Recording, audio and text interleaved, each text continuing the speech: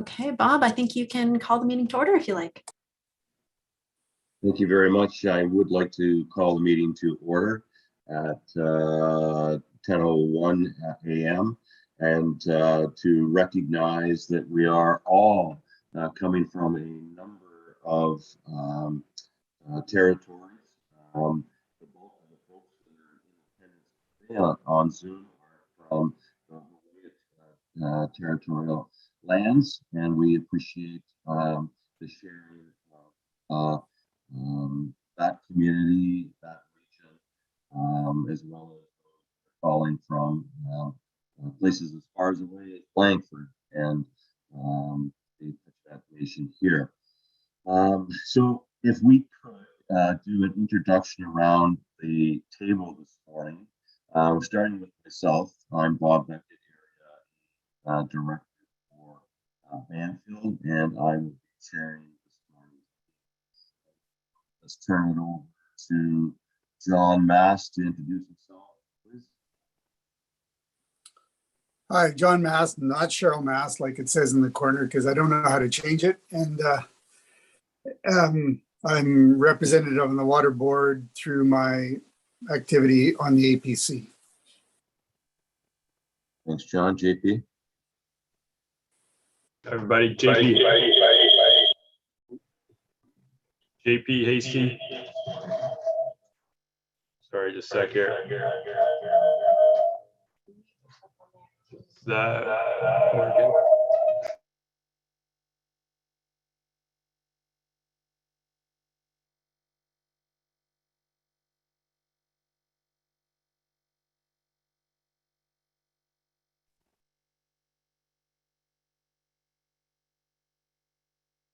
You're still muted, JP. Okay, cancel that. I think this will work now. Perfect.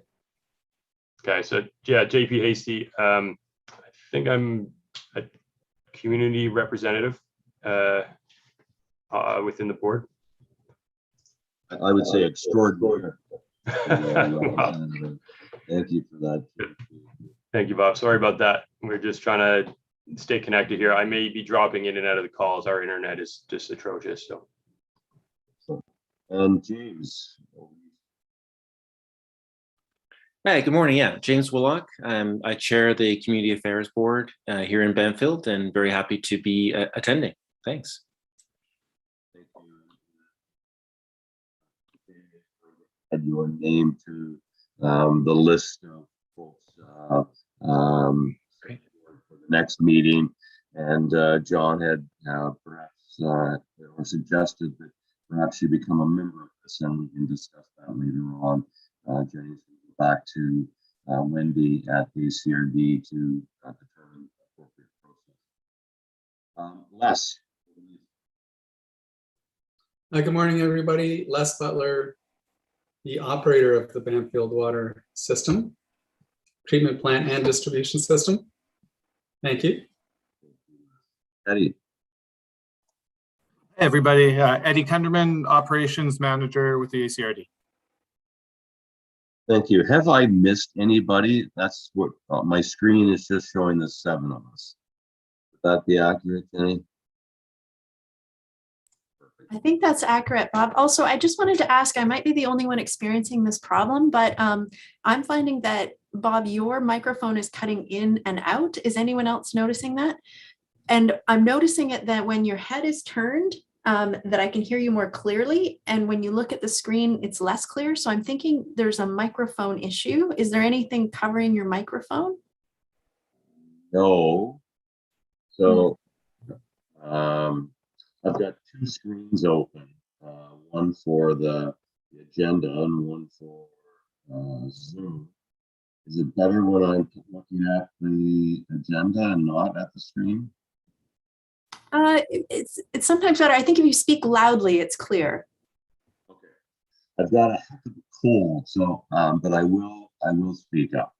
Okay, well, I think it'll be okay. We'll just ask you to repeat if we need to. So I think you have everyone, and I think we have enough people for a quorum. Perfect. Okay. So item number 2 is approval of the agenda. I will need a motion to approve that and a seconder. Motion to approve is John, is seconded by JP. All in favor? Thank you very much. Passed. Item number 3, the minutes. I need someone to move and second that those minutes of May 20th, 21 be received. I have a mover and a seconder, please. Mover by John, seconded by JP. All in favor? Pass. Thank you very much. I do not believe Jenny has any correspondence for action or information at this time. That being the case, we'll move on to item number 5, request for decisions. And is everybody hearing me okay? Yeah, sorry guys. So request for decision. Eddie, are you going to speak to that, or is Jenny going to speak to that? Eddie is great. Thank you. Yeah, so the first request for decision, we had a petition come in from new property owner of Burt's Island to extend the Bamfield water service boundary to include the island. We had Coors Engineering perform a water model analysis to ensure that the domestic flow could be supported, and that worked out well, so no issues with that. So with the approval, we're hoping that we'll take this to the board to approve that, and then we will get to working on the rest of the portions for extending the boundary, which includes an establishing bylaw amendment.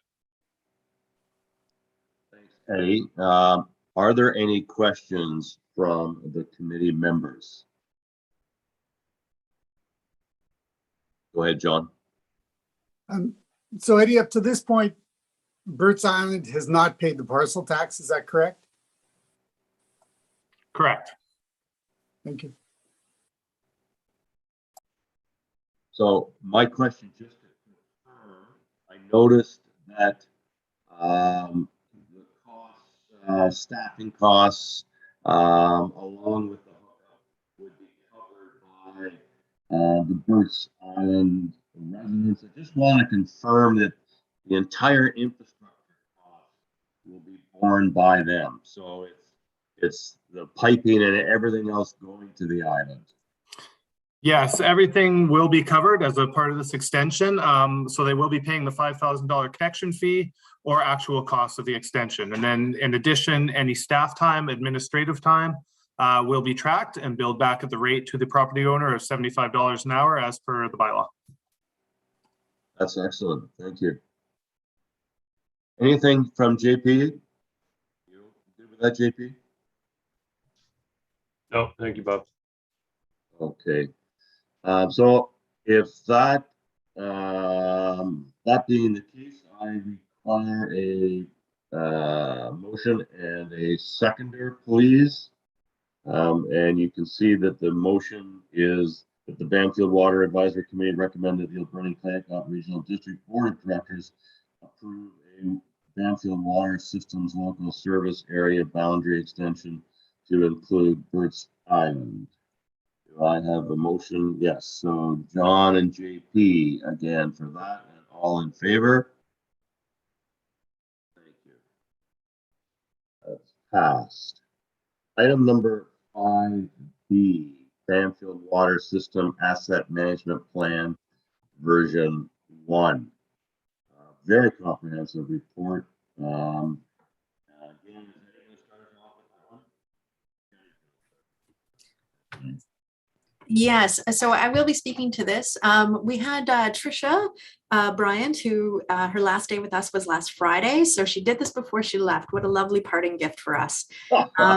Partly because this is a really important document for grant applications. It is a requirement to get money, and we finally have this done.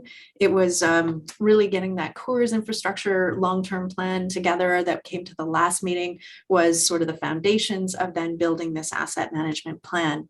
Unfortunately, Terry couldn't attend this meeting either, and Trisha did create a lovely PowerPoint presentation, so let's not have that lost, and I'll go through it. Please recognize that I'm not a finance person, but hopefully know the system well enough to answer any questions you might have. So I'm going to share my screen. All right, is everyone able to see the PowerPoint here? Okay. Slideshow. Let's go for it. There we go. That. All right. So this is the asset management plan version 1, and that's because really it is the first version, which will be updated as we get more information and as we collect more information about condition assessments. A quick financial summary. So their current replacement cost for the entire system is $11 million. When we talk about future replacement, it means what's it going to cost when it actually fails. So if we were going to replace the whole thing today, it's 11 million, but when we replace it, when it requires replacement, it'll be double that. That's not unusual, and we are seeing an increased cost. We're not sure what this is going to look like in a few years, but currently we're seeing a lot of escalated construction costs. One of the key items is that we have inadequate fire flow and storage as per the fire flow underwriter survey requirements. There's about $15 to $18 million of total project costs to basically upgrade the system to meet those fire flows. Current contributions are only $92,000 from taxes and $165,000 from user fees, and that's total revenue generation. Whereas the total annual recommended contributions are $474,000. Actually, that's not true. Current contributions, I was just looking at the budget, so I'll just go with Trisha's numbers here. So I think that actually is for capital contributions, but anyhow. If we look at the type of replacement, we have a dock, treatment plant, valves, reservoirs, pump stations, piping meters, hydrants, and blow-offs. The piping really is our big cost, and that's just because it is, as you know, it's a very expensive cost per kilometer, and we have so many kilometers that we have to replace. We do have natural assets, and this is something that Trisha has talked a lot about, that we're not specifically looking at natural assets in these first versions of our asset management plans for the region, but it is important to look at them and identify the value they provide. So Sugsaw Lake is probably the most prominent and natural asset in the ACRD. Currently, no conservation or preservation efforts are in place. Adequately managing all of the assets, both engineered and natural, is the only way to achieve true sustainable service delivery. And this is an interesting point because I think traditionally we only look at the pipes, but if we didn't have the lake, what would the water system be? It would be nothing, but we don't assign value to that lake, although it is a really important asset. So the loss of natural assets can result in costly man-made alternatives. And so it is important that we manage these and mitigate the effects of climate change or the risk that we see to these. The submarine transmission mains are unprotected and also susceptible to climate change and damage by outside forces. The assets covered in this plan, I think we sort of looked at that when we saw the graph there. So again, you can see the breakdown with the majority being the mains or the linear assets. The treatment plant also is a significant value, but less so in comparison to the overall cost of the mains. The contribution level. So it's recommended that we have an annual parcel tax of $452 and annual water user fees per household of $808 for a total of, the total current contribution per household is $1,260. So that is what we are already at, which means that our contribution to the Beaver Creek water system is $257. Okay, so these numbers align with what I'm used to. And then the total recommended contribution per household actually needs to increase significantly in order to meet our required investment. So it's not until 2060, I believe, or 2080 that we need to replace the majority. So that's when we're going to see those costs, but we want to start putting that money away. So really, if we're looking at today, we're putting approximately $1,200 in per household, and we need to look at basically doubling that. And that's not great news, but we, I think, had a sense that that's the issue. One thing I would like to mention is that as Trisha was building this, we talked a lot about the replacement costs. We're not looking to aggressively upgrade to meet those fire flows. We're just going to upgrade as we need to meet domestic flows, because the cost already to the system is just far too high, and it would be unsustainable to think that we could progressively upgrade. Yes, so this looks at the timeline. So it's 2060 when we're going to have all of those costs come. We have some smaller costs up front. We also have the transmission main that we're looking at for West Bamfield. So we do have some immediate costs coming up, but really the system was built around the same time. So we're looking at replacement at about the same time. This is a nice graph that looks at sort of the current infrastructure we have, and so what condition it's in. And there's a relatively small amount that falls into the very good or good category, and the rest is fair, poor, or very poor. And although it still might not need to be replaced until 2060, if it is undersized, it puts it into a lower category of quality, basically. This is a graph on the operation and maintenance costs. The 2021 is based on what our figures are today. So, and I think that might even be for the end of October. So those are relatively low. So don't think that we've saved a ton of money this year because we don't have all the costs in. So, but if we look at 2019 and 2020, we're seeing what our basic costs are. As Eddie and I work through the budget for the system, I think we might see some reduction in overall costs this year, but we'll have to wait and see. There are some significant risks to the system, which would be the biggest one would be the loss of the water system or source. This could be an earthquake or some other kind of damaging event, which could cause the lake to no longer be usable. Similarly, a watershed event resulting in excessive turbidity or contamination. We're all aware of the failure of our unprotected transmission line to West Bamfield, as well as the Grappler Inlet line. And that's a high risk due to the potential for external damages. We could have major failure of the water reservoirs or some of the main transmission lines within the system. And then the other risk is because the water system is undersized, we could not have enough water for a fire event. So the recommended improvement works include replacing the existing West Bamfield transmission main with a cover, the Grappler Inlet transmission main with a cover. Those are high risks. And then looking at just the protective cover as an option as well versus replacing the piping below it. So those are sort of the highest risk ones. And then we do have upgrading the system beyond piping to achieve adequate fire flows, which we talked about, which is a medium risk. Oops. The last slide on the improvement plan. So implement operation processes for regularly documenting condition assessments, updating and monitoring specific component operations and maintenance costs, identifying funding sources for capital water projects, implementing our GIS system to get a better understanding of our asset information, and creating a risk management framework and annual assessment process. So I think that summarizes the asset management plan fairly well. We will not be, we didn't want to talk much more about the finances except that present the information that was shown in the report, which is that we really do need to do a financial, like a long-term financial plan to look at what we need to do to start increasing those reserves.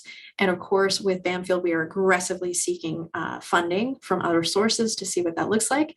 There's a lot of moving components in that. And so Terry and myself and Eddie are going to be working on this through the financial plan process, and we'll be coming back to talk about that. So at the last meeting, we had addressed doing a minor adjustment to the water rates and looking at the connection fees. And in the next meeting, we hope to talk about sort of what the options look like for using these financial tools for us, whether it's parcel taxes or adjusting the water rates, really looking at the full scheme of things. I think that's everything. Is there any questions? So from a timing perspective, Jenny, when do you think that we're going to have to come back to the community looking for an increase in dollars and cents. I would say that the next meeting, which will be in January sometime, we will be bringing you the budget and the budget for the next 5 years with this information in hand, possibly some more information about grants that may or may not be allocated or what we anticipate or hope to get from grant funding. We'll be providing options. Yes, we do need to do this, but we probably will give a lot of time for doing that communication program with the community. And I wouldn't anticipate doing a rate increase. It would be like notification for 6 months ahead. So, yeah. And staffing for the grant application process. You know, I realize that both you and Eddie can do stuff off the side of your desk. But as a board member, I also know that that hasn't been in the best interest. And, you know, we've talked about getting personnel in that can focus on that. Where are we with that? Can you remind me, please? I'd have to touch base with Terry to see exactly where we're at, but we did create positions within finance. So one of them was procurement, which we have filled, but we've had a lot of turnover in the finance department. Obviously, we've lost Trisha. And so we do have it's a grant coordinator and something else. So they focus on 2 specific areas, but one of them being grants, which is really important. That is vacant right now. So we do not have the support within the finance department for that. So we're doing it ourselves in the community services department. And I think Eddie's going to speak to a couple grant opportunities when he talks about the last report where we were denied for the last ICIP. So yes, I'm looking forward to having the staffing on board to support us, but we're still going to make it happen in the interim. Okay, thank you. Go ahead, John. Jenny, in the both in the PowerPoint and in the report, don't see any consideration given to new services or the number of new services or the financial anything to that. Through the chair, John, you're cutting out Everybody's quite a lot. except me. Can you? Do you want me to say it? Do you want me to? Okay. I don't see any consideration given to the estimated number of new services coming online presently or in the future. And I realize that can only be an estimate other than what's factual right now.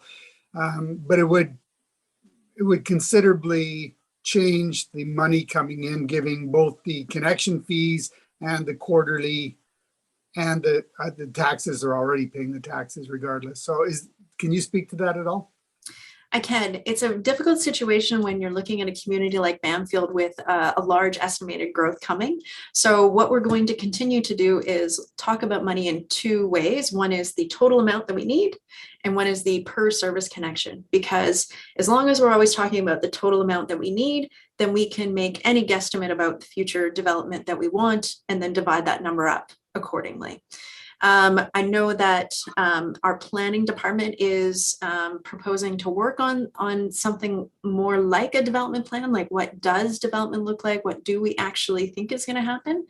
But when we talk about things like, we've been thinking about this recently when it comes to, say, the development cost charges and estimating what those costs are. And because it is unknown and we don't have, say, a development projection table or anything, I think that my concern is waiting until we have some concept of what growth might be versus we'll just assume that it is what the old OCP said and we move forward based on that. As development comes in and it reduces, then that's good. We're being conservative. And truthfully, even though the numbers are showing we're at 1,200, we need to get to 24. I don't likely see that happening in the next 5 years. We need to get there before 2060.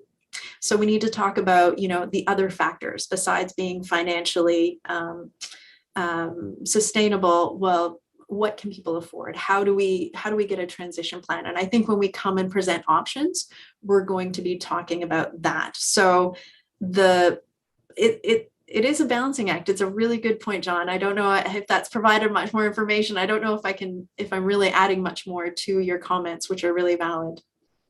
Yeah, I don't expect anyone to be able to see the future, but this year, I think we must be in the neighborhood of around 20 new connections, maybe give or take in 16 months. And if we continued at even 10 new connections a year, we need to have some kind of estimate of how much quarterly money will be involved, and then how much the tax base, the tax requisition won't change. So, but the connection fee, that's $100,000 in connection fees. So in a year, basically. So yeah.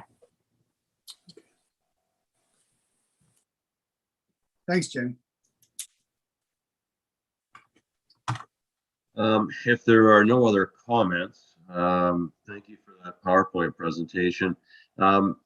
That's something that I think may be of interest, James, to the community. Jenny, would you have any objection if we share that with James and Community Affairs? Absolutely. And I hope that we are putting all of these on our website once they go to the board too. So, but we can email that directly. Okay. Yeah. Alrighty, and perhaps again, from a staffing perspective, James, for you to consider the value of having Jenny or Eddie do a presentation to Community Affairs with that PowerPoint. The more knowledge in our community, better the decision-making process. So I do need to have someone move the motion that the Bamfield Water Advisory Committee recommend the Alberni-Cape Regional District Board of Directors adopts the Bamfield Water System Asset Management Plan version 1. So move that and second that, please. Moved by John, second. No, you're not moving that, John. Oh, no. And you're on mute, John.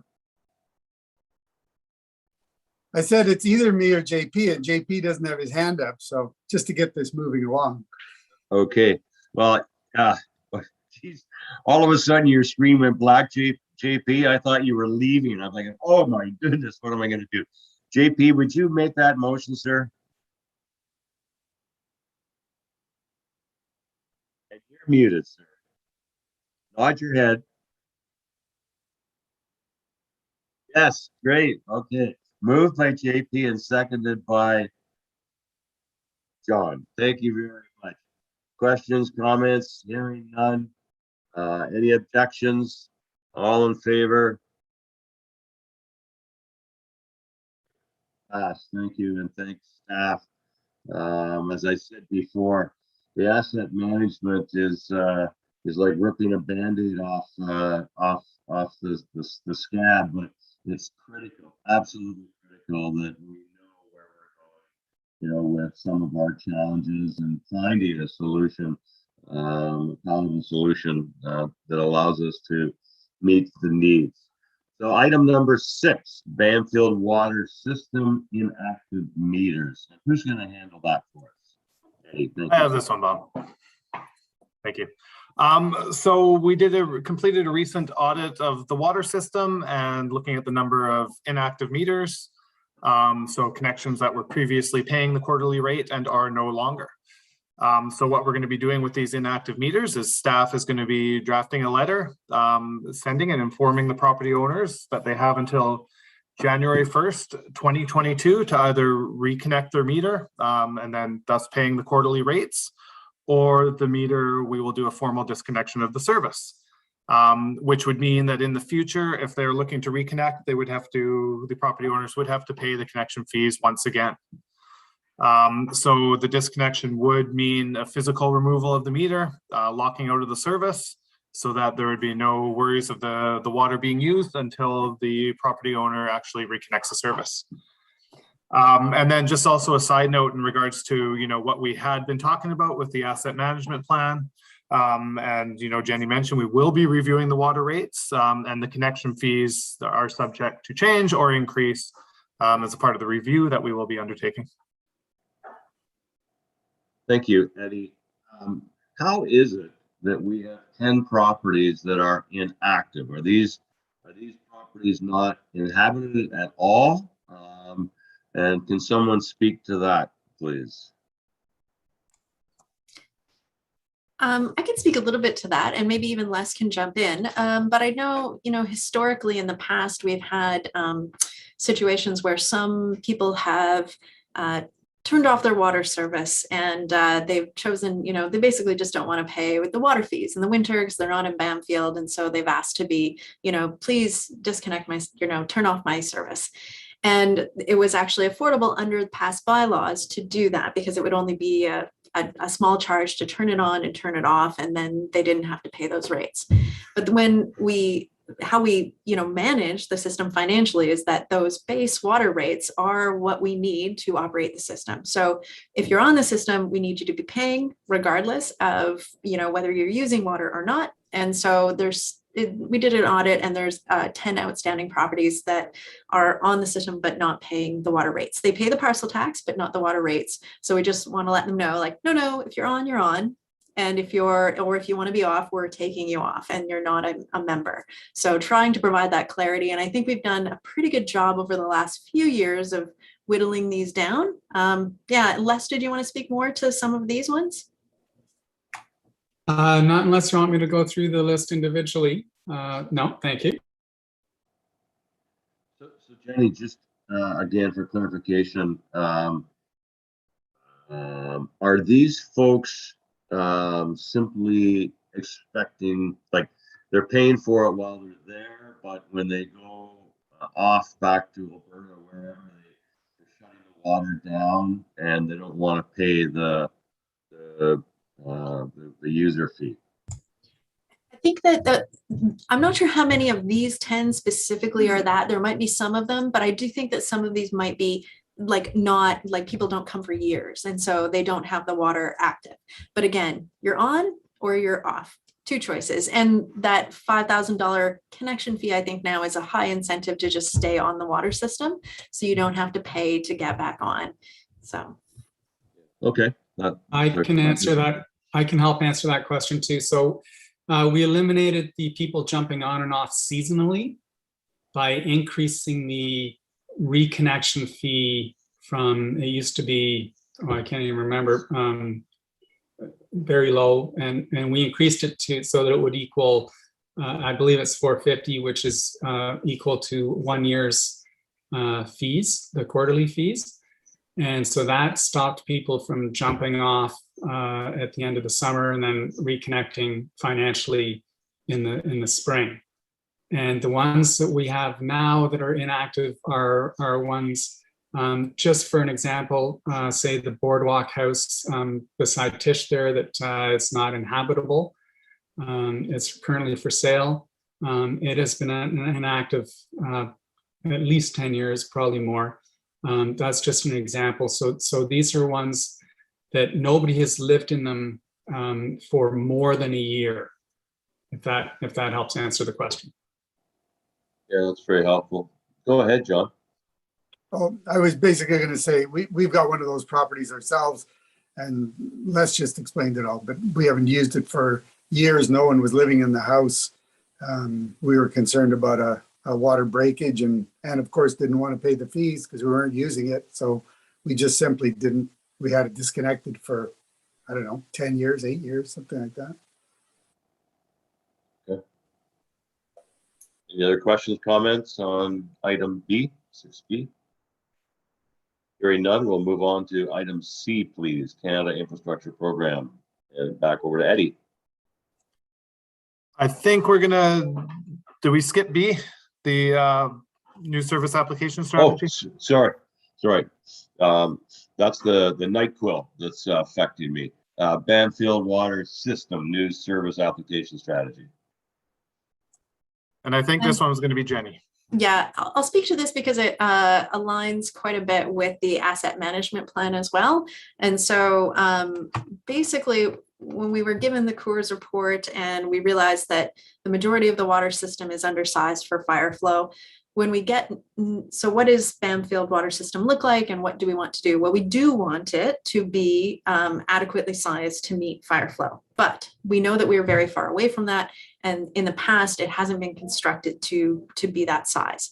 So if we have people who have been coming on board, as long as they've been able to get domestic flow to service the property that they're adding, then really it's no different than the current situation, which is that it's a domestic water system, not necessarily a domestic and fire flow water system. Now, moving forward, we want to slowly change that, but we don't necessarily want to put an unfair onus on people who are coming on board today. So let's say I'm going to connect in a neighborhood where last year someone wanted to connect. We ran the water model, and yes, you can meet domestic flow, so yes, you can be connected. The next door neighbor, they want to be connected. We run the water model, and you say, okay, you can meet domestic flow, but you can't meet fire flow. Sorry, you can't be connected. We don't feel that that's a fair way to address that situation. Also, those upgrades that are required for fire flow, we really want to look at those development cost charge method of recovering costs to pay for the upgrades that are the result of development. We've made that baby step in between of raising the connection fee to $5,000 to try to recover those costs that are associated with connections. So what our strategy is going to be, and we wanted to communicate this to the water committee so that, as you're talking to members of the community or interested developers, is that if that is, so basically, if you can add a connection, if the domestic demands of your additional development can be met with the system. If you can't meet domestic demands, you're going to have to upgrade to get a service, right? So that's just the basic. But we are going to require that the upgrades ensure that whatever you're upgrading brings it all the way up to fire flow. So we don't want you to just upgrade to domestic, just like ourselves. If we were going to go in and do a renewal in an area, we're not going to replace it with the same size. We're going to make sure that that replacement is fire flow sized. So for any required upgrades to meet domestic flow, we're bringing the development up to fire flow size. So let's say there's a 2-inch line in the ground, someone wants to add a service. We say, no, you need at least a 4-inch to meet your domestic, but the minimum requirements for fire flow is 6. So they will be required to upgrade to a 6-inch. It's a minimal cost differential, but we don't want to add any demand to the system, which then would compromise everyone's domestic use. I hope that's clear. Is there any questions? A comment and then a question. I think it is absolutely critical that we address fire flows, not overnight, but we do need to address it because of the underwriters and the impact it has on existing properties and structures and insurance costs. But without addressing it, it will also compromise our ability to build multifamily buildings or other commercial properties, that may come along. So to me, it is important that we get out in front of this. With respect to the development cost, Jenny, that you just referred to, with respect to going from a 4-inch line to a 6-inch line. So let's say somebody wants to put in an 8-plex affordable housing unit. And they go, yeah, okay, it's going to take a 6-inch water line, and here's the cost. How do we share that with other developments so that that individual could, the builder, owner of that property, would get something back when the next building came along? And I see you nodding your head, so I won't go on. I think you understand what I'm trying to say. It's a really good point. There's a number of tools we have available. One of them is that, let's say that we've got a required, let's say someone wants to build and the water system doesn't make it there. And so they actually have to build an extension to get out there and possibly even upgrade some of the existing water line. And so if we, an eightplex is a great example because we do have a DCC bylaw that doesn't provide exemptions for something like that. So this is a good system. So in that case, let's say the cost for those upgrades was $1 million. Now their DCC fees would only be probably 3 times 8 or 4 times 8, I think is the current DCC rate for the system. So say it's $30,000 would have been their development cost charges. They actually wouldn't have to pay those DCCs because they are upgrading and expanding the system as part of their development. So that's what they get in exchange. Mhm. The other, another tool that can sometimes be used is, let's say there's an area where there's 3 other potential development properties, and this is the first person developing, and they need to extend the water line. And it's just a single family home, say.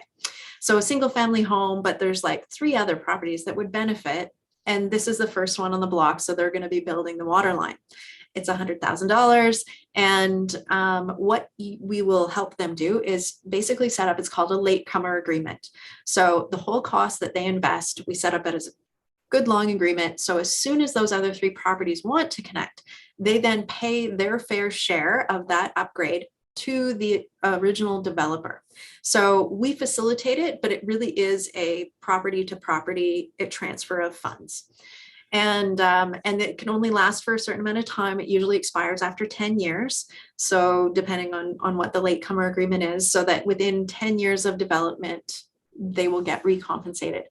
When someone is developing property and investing in that, it's a risk that they take on for that development. Like, okay, maybe no one else will, maybe they will, maybe they won't. They can also do a petition to the regional district. So say there was 10 lots and they all wanted water and they were independent, not a subdivision, then they could petition us to basically build that and set up a sub-service area, just a local service area within our service area, that we would charge them those capital costs equally. And we can amortize that because we have those financing things, but it becomes this little sub-funding thing just in order to help them get a water line. It's very expensive. And so we have a lot of financial tools to help in that situation. Great explanations. Thank you very much. Any other questions? Okay, now we can move on to item number C then. Thank you, Jane. Thank you, Director Beckett. So unfortunately, we were denied in our application for a Canada Infrastructure Grant. And we applied for that in October 2020 to replace the transmission line to West Bamfield. So unfortunately, there were a large number of applicants for that project, and we were not successful.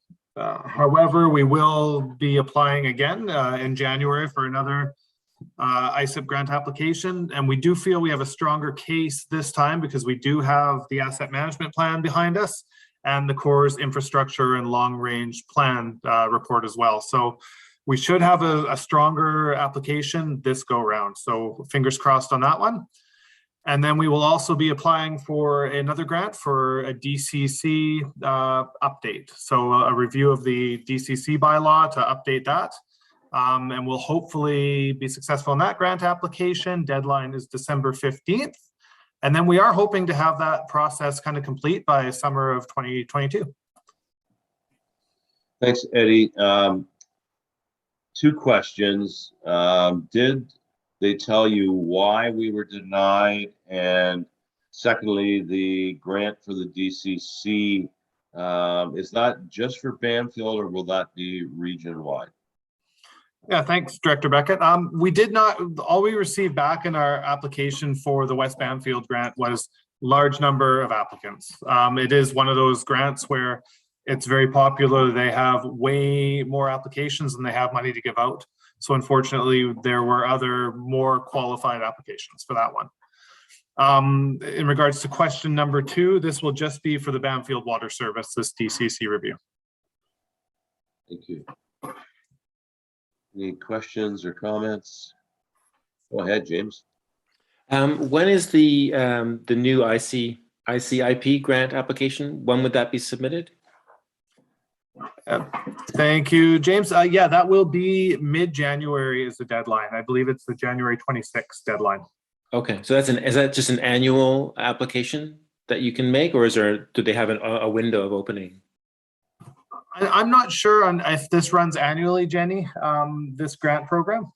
It's dependent on how much money the feds and province are pumping into the program every year. So I think it seems more frequent, and they have 4 different streams within the ICIP. So they basically will announce, and then they'll give you a window of 6 months to apply. Over the years, like it's been called other things over the years, but it is a constant thing. You kind of are waiting for it. Sometimes it's once every 2nd year. You just never know. And the grant application that we submitted last year was actually under the rural infrastructure stream. Mhm. And that provided a different portion of funding even, which would have been really great if we got it. But this one is the environment stream, I believe. And so it'll be, I think it's 60, I can't remember, but it's a different portion of the funding. Right. Okay, great. Thank you very much. Good. Thank you very much for that. We will keep our fingers crossed that we do get some funds for it. So I need a motion that the Bamfield Water Advisory Committee receives reports A to C for information purposes. Do I have someone move that for me, please? John is moving that, seconded by JP. Thank you very much. All in favor? Thank you very much. Motion approved. Do we have any late business to add, ladies and gentlemen? If not, we'll go to item number 8. And Jenny, was there any comments or questions from the masses that might be attending and listening in on our water board meeting? No, none. Oh, no. Well, to staff, Les, Eddie, Jenny, thank you so much. You guys are terrific. James, thank you for sitting in, and we'll get back to you with respect to moving forward. John, JP, always a pleasure to see you guys. Take care, everybody. Enjoy the rest of the week. And thanks again. Cheers. Okay, take care.